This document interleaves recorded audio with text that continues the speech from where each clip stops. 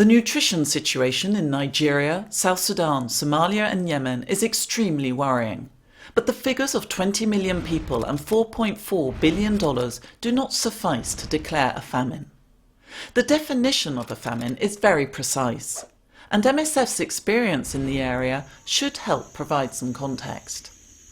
There are 5 levels of food insecurity, with famine being the worst. The term famine can be used when the following criteria are met. The mortality rate exceeds 2 deaths per 10,000 people per day, acute malnutrition exceeds 30%, and 1 person in every 5 is not getting enough to eat. According to surveys held in these 4 countries this winter, only 2 counties in South Sudan fulfill these criteria. The others are considered at risk. MSF knows from experience that periods of actual famine are relatively rare. They are limited both in time and space, and are marked by very high mortality, not just among those considered at risk, young children and the elderly, but the whole population. The causes of famine are varied. They can be natural. But in the case of these 4 countries, the food insecurity is largely man-made, with conflict preventing people from cultivating their land, cutting off supply routes, and pushing up food prices. There are 3 ways to respond to a food crisis. Re-establish access to adequate supplies of nutritious food.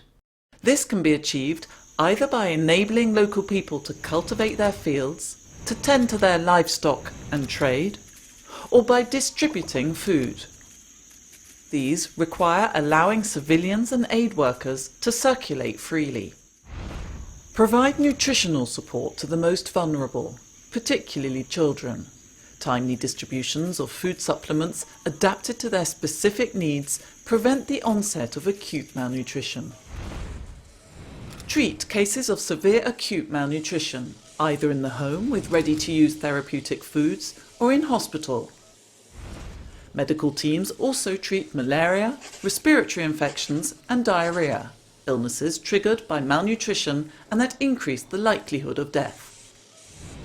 None of these are possible in some areas of Nigeria, South Sudan, Yemen and Somalia, not through lack of funds, but because their inhabitants are isolated and cut off from the world by warring parties who have little concern for their survival, but on whom access to aid depends.